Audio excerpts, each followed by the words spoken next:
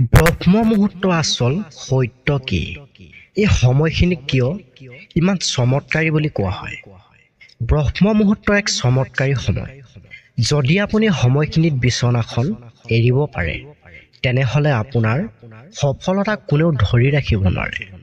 আপোনাৰ সপোনৰ প্ৰতিটো দিশ মুকলি কৰি দিব পাৰে এই ৪৮ মিনিট সময়। আপোনাৰ মনৰ ভিতৰৰ শক্তিৰে আপুনি মহাজাগতিক শক্তিৰ সৈতে কানেক্ট হ'ব পাৰে এই ৪৮ মিনিট সময়ত। যদি আপুনি এইখিনি কৰিব পাৰে, তেনেহ'লে কেতিয়াও পিছলৈ উভতি চাব লগা নহয়। এই ব্ৰহ্ম মুহূৰ্ত সময়খিনিও এক আচৰিত ৰহস্য আছে। আজি এই ভিডিঅ'টোত আমি আপোনাক বুজাই ক'ম ব্ৰহ্ম মুহূৰ্ত আচল সত্য কি। ব্ৰহ্ম মুহূৰ্ত সংস্কৃত ভাষাত দুটা শব্দ যোগ হৈ সৃষ্টি হৈছে এই ব্ৰহ্ম মুহূৰ্ত শব্দটো। ব্ৰহ্ম অৰ্থাৎ ব্ৰহ্ম মানে পৰম তত্ত্ব আৰু মুহূৰ্ত মানে অনুকূল সময়। সহজ ভাষাত ব্ৰহ্ম মুহূৰ্ত মানে ব্ৰহ্ম বা ব্ৰহ্মাণ্ডৰ সময়। সৰ্বশক্তিমান সৰ্বব্যাপী সৃষ্টি সেইজন ৰচকৰ সময় এই ব্ৰহ্ম মুহূৰ্ত। অদ্ভুত অবিচাৰ্য শক্তিৰে ভৰপূৰ এই ব্ৰহ্মাণ্ড আদিও অনাদিও জীৱন্ত অন্ত আৰু অনন্ত। আৰু এই অদ্ভুত অনন্ত ব্ৰহ্মাণ্ডৰ চমৎকাৰী সময় হৈছে দিনটোৰ ২৪ ঘণ্টাৰ ভিতৰত মাত্ৰ ৪৮ মিনিট সময়, য'ত তীব্ৰ আকাশী শক্তি নিজৰ চৰণ সীমাত থাকে আৰু ব্ৰহ্মাণ্ডৰ তীব্ৰ শক্তিৰে আপোনাৰ আধ্যাত্মিক, মানসিক, ভৌতিক, শাৰীৰিক, মানসিক অৰ্থাৎ জীৱনৰ সকলো স্তৰত আপোনাক এজন সফল মানুহ হিচাপে প্ৰতিষ্ঠা কৰিব পাৰে। নিজৰ ভিতৰত ব্ৰহ্মাণ্ড বুজি পাবলৈ আৰু অনন্ত ব্ৰহ্মাণ্ডৰ ঐশ্বৰিক শক্তিৰ সৈতে নিজক সম্পৃক্ত কৰিবলৈ সকলোতকৈ উত্তম সময় হৈছে ব্ৰহ্ম মুহূৰ্ত। এই চমৎকাৰী সময়ৰ সঠিক জ্ঞান আৰু সঠিক প্ৰয়োগৰ জৰিয়তে আপোনাৰ মাজত শক্তিৰ সৃষ্টি কৰি আপোনাক এজন সফল মানুহ হোৱাত সহায় কৰিব পাৰে। এই ব্ৰহ্ম মুহূৰ্তই আপুনি জীৱনত যি পাব বিচাৰে, ভাল চাকৰি, সফল ব্যৱসায়, ভাল জীৱনসংগী, ভাল পৰিয়াল, পাৰিবাৰিক সুখ, স্বাস্থ্য, শান্তি, ধন সম্পত্তি, টকা পইচা, সকলো সুখ পাব পাৰে এই ব্ৰহ্ম মুহূৰ্তৰ সৎ প্ৰয়োগ কৰি। অদ্ভুত অসাধাৰণ ফল দিব পৰা দিনটোৰ আটাইতকৈ উত্তম সময় হৈছে এই ব্ৰহ্ম মুহূৰ্ত। দিনটোৰ ২৪ ঘণ্টাৰ ভিতৰত আটাইতকৈ উত্তম সময় হৈছে ব্ৰহ্ম মুহূৰ্ত।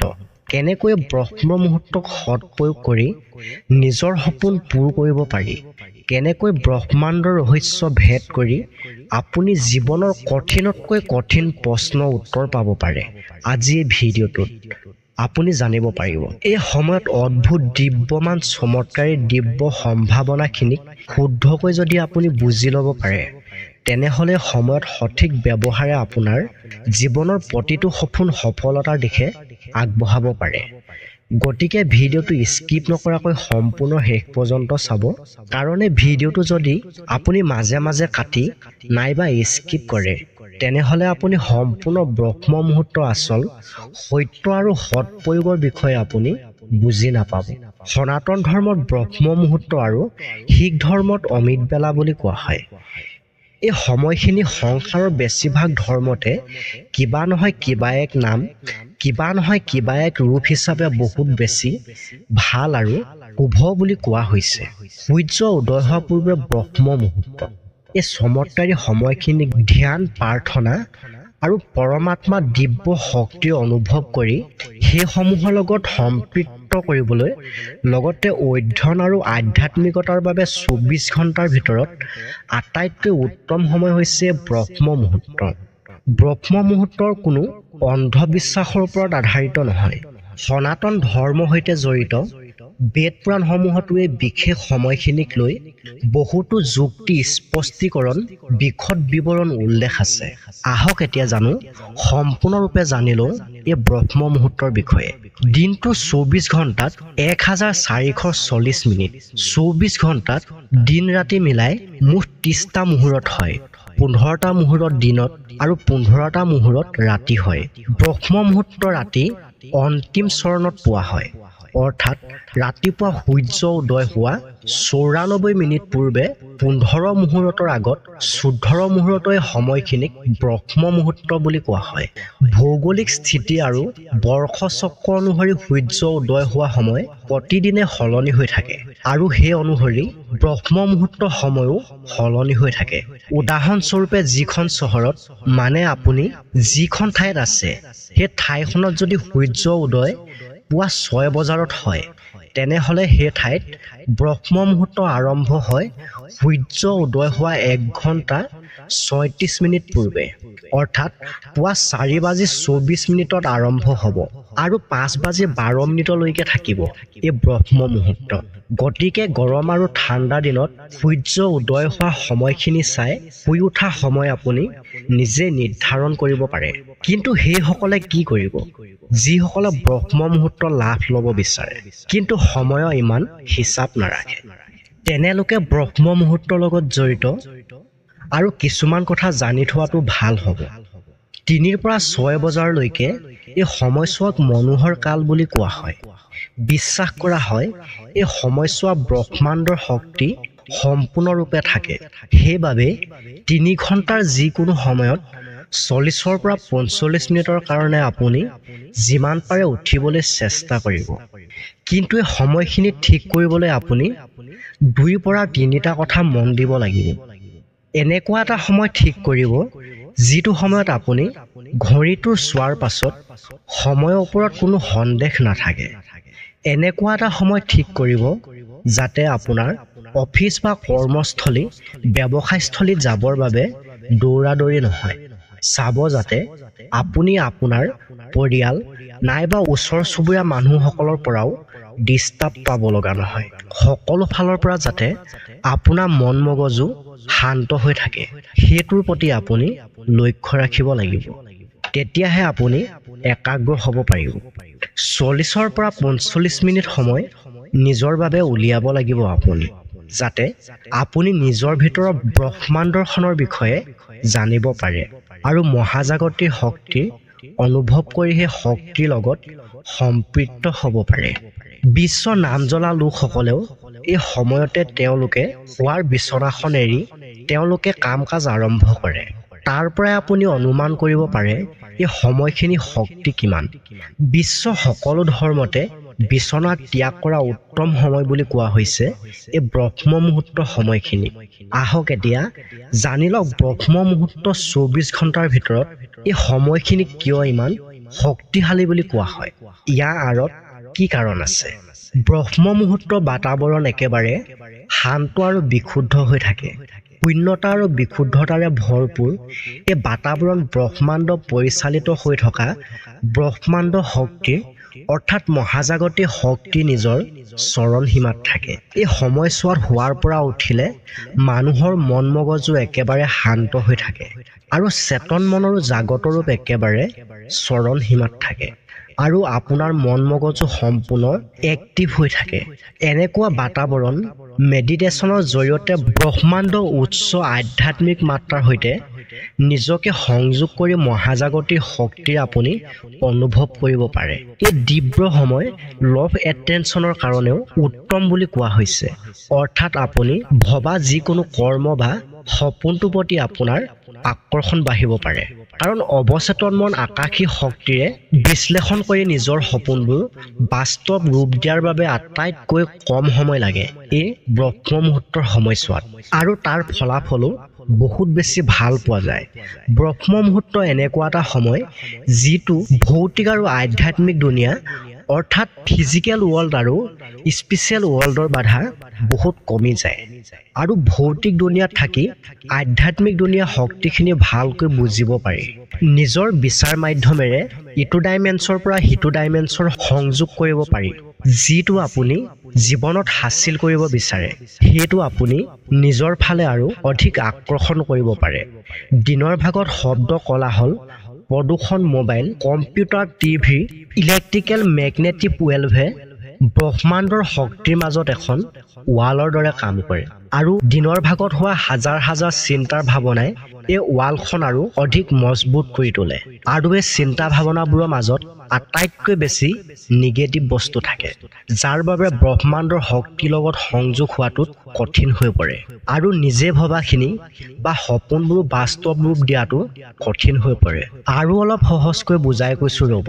ব্ৰহ্মাণ্ড শক্তিক যদি আপুনি সূৰ্যৰ ৰশ্মি বুলি ধৰি লয় আৰু আপোনাৰ চিন্তা যদি আপোনাৰ সপোনৰ বীজ বুলি ধৰি লয়, সেই বীজ গছ হৈ তেতিয়াহে ফল দিব যেতিয়া এই ব্ৰহ্মাণ্ড শক্তিৰ পোহৰ সেই আপোনাৰ চিন্তা বীজটোৱে যেতিয়া সঠিকভাৱে লাভ কৰিব। যদি সেই বীজটোৱে ব্ৰহ্মাণ্ড শক্তি পোহৰ সঠিকভাৱে লাভ নকৰে, তেন্তে তাৰ পৰা ফল নাপাব। ব্ৰহ্ম মুহূৰ্তত বহুত বেছি কম মানুহেহে শুৱাৰ বিচনাৰ পৰা উঠিব পাৰে। এই ব্ৰহ্ম মুহূৰ্তৰ চাৰিওফালে সম্পূৰ্ণ শান্তি, নিতাল নিস্তব্ধ হৈ থাকে।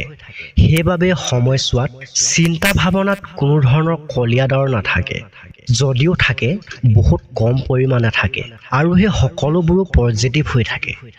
আৰু এনেকুৱা পিয়ৰ ভাইব্ৰেশ্যন ফ্ৰিকুৱেঞ্চিৰ হাই লেভেল এনাৰ্জিৰে ভৰপূৰ পৰিৱেশত আপুনি যেতিয়া পৃথিৱীৰ পৰা সেই ব্ৰহ্মাণ্ডৰ অনন্তৰ শক্তিৰ লগত সংযুক্ত হৈ নিজৰ সপোনবোৰ বাস্তৱ ৰূপ দিয়াত আৰু আপোনাৰ লক্ষ্যত উপনীত হোৱাৰ প্ৰতি আকৰ্ষণীয় শক্তি পাব।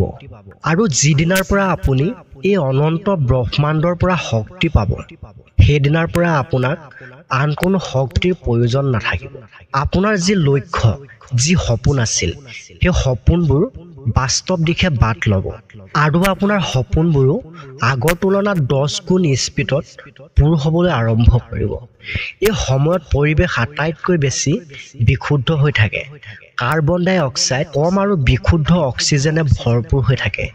এই ব্ৰহ্ম মুহূৰ্তৰ সময়ছোৱাত যিখিনি হিমোগ্ল'বিন আপোনাৰ লগত মিলি দেহত অক্সি হিমোগ্ল'বিন সৃষ্টি কৰে, যিটোৰ পৰা ৰোগ প্ৰতিৰোধ ক্ষমতা বাঢ়ি যায় আৰু ইমিউন ছিষ্টেম অধিক শক্তিশালী হয়, এনাৰ্জি লেভেল হ্ৰাস হয় আৰু মেণ্টেল হেল্থ একেবাৰে কমি যায় আৰু আপোনাৰ তেজত পিএক্স লেভেল নিয়ন্ত্ৰণ কৰাত ই সহায় কৰে। আৰু এনেকুৱা পৰিৱেশত দীঘলকৈ উশাহ ল'লে আপোনাৰ হজম শক্তি ভাল হয় আৰু বহুতকেইটা বেমাৰৰ পৰা ৰক্ষা হয় আৰু যিকোনো বিষয়ৰ প্ৰতি ফ'কাছটো ধৰি ৰাখিবলৈ ফিল গুড কেমিকেল ৰিলিজ হয়। শাৰীৰিক আৰু মানসিক স্তৰত অবিচাৰ্যভাৱে আপোনাৰ ভিতৰত এক আচৰিত ধৰণৰ শক্তি জমা হয়। দিনৰ ভাগত ছাবকনচিয়াছ লেভেল মানে অৱচেতন মগজুৰ শক্তিৰ এটা বৃহৎ অংশৰ আশে-পাশে সৃষ্টি হয় আৰু কলাহল, কলাস্তৰ আদি ব্যয় হৈ যায়। তাৰ লগে লগে অৱচেতন লেভেলত যিকোনো হুলস্থুল চিঞৰ বাখৰকে ধৰি মগজুত ডিছপ্লে হৈ পৰে, যিটো কাৰণে মগজুৱে সম্পূৰ্ণ নিজৰ ক্ষমতাসমূহ প্ৰয়োগ কৰাত অসুবিধা হয়। সেইবাবে সময়ক একাগ্ৰতা আৰু ধ্যানৰ বাবে বহুত বেছি ভাল সময় হিচাপে ধৰা হয়। এই সময়ত পঢ়াখিনি দীঘলীয়া সময়ৰ বাবে মনত ৰৈ যায়। এনেকুৱা সময়খিনিত আপুনি মনলৈ যিয়ে নানক লাগিলে বহুত দীঘলীয়া সময়ৰ বাবে থাকি যায়। মানি লৈছোঁ, যিসকলে ৰাতিপুৱা সোনকালে উঠাত অভ্যাস নাই, সেইসকলৰ বাবে ব্ৰহ্ম মুহূৰ্তত উঠাটো বহুত কষ্ট হয়। কিন্তু এনে এটা দৃঢ় সংকল্প লৈ মাত্ৰ 20 পৰা 25 দিন ব্ৰহ্ম মুহূৰ্তত উঠাই এক সংকল্প লওক আৰু সেই সময়খিনি কেৱল নিজৰ বাবে খৰচ কৰক। মাত্ৰ 24 মিনিট সময় অকলে থাকক, কাৰণ দিনটো 24 ঘণ্টাৰ ভিতৰত এই 24 মিনিট সময় যিটো আপুনি কেৱল নিজৰ বাবে খৰচ কৰিব পাৰে। এই দুনিয়াৰ জঞ্জালৰ মাজত সোমোৱা পূৰ্বে এইখিনিয়ে সেইখিনি সময়, যিখিনি সময় কেৱল নিজক দিব পাৰে। এয়া আত্মাৰ বিশ্লেষণ আৰু অনন্ত আত্মাক জনাৰ উপযুক্ত সময়। আপুনি এবাৰ ভাবকচোন সেই অনুভূতিৰ বিষয়ে। যেতিয়া সকলো মানুহ বিচনাত শুই থাকিব, তেতিয়া আপুনি এটা পজিটিভ মাইণ্ড লৈ দিনটোৰ বাবে সাজু হ'ব। যদি সদায় আপুনি মনটোক আবুৰ কৰি সংকল্প শক্তিৰে সোনকালে উঠি সফল হয়, তেন্তে সেই সময়খিনি আপোনাৰ মনত একাগ্ৰতাৰ শক্তিৰ সৃষ্টি কৰিব। দিনটোৰ বাবে আপোনাক এক পজিটিভ শক্তি আনি দিব। এই আত্মবিশ্বাস আৰু সেই আত্মবিশ্বাসৰ শক্তিৰে যেতিয়া প্ৰতিদিনে পুৱাই ব্ৰহ্মাণ্ডৰ শক্তিৰ লগত মিলি যায়, তেতিয়া আধ্যাত্মিক, মানসিক, ভৌতিক, সামাজিককে ধৰি প্ৰতিটো স্তৰত সফল আৰু সন্মানীয় এজন ব্যক্তিৰূপে আগবাঢ়ি যাব পাৰিব। লগতে আপোনাৰ প্ৰতিটো সপোনৰ দুৱাৰ মুকলি হৈ যাব। প্ৰিয় দৰ্শক, ব্ৰহ্ম মুহূৰ্তৰ কথাখিনি আজিলৈ ইমানেই আছিল। যদি ভিডিঅ'টো চাই ভাল লাগিল, ভিডিঅ'টো এটা লাইক কৰি দিব, কমেণ্ট কৰিব, লগতে আমাৰ এই জেএছ মটিভেটৰ আছাম চেনেলটো ছাবস্ক্ৰাইব কৰি দিব। ধন্যবাদ।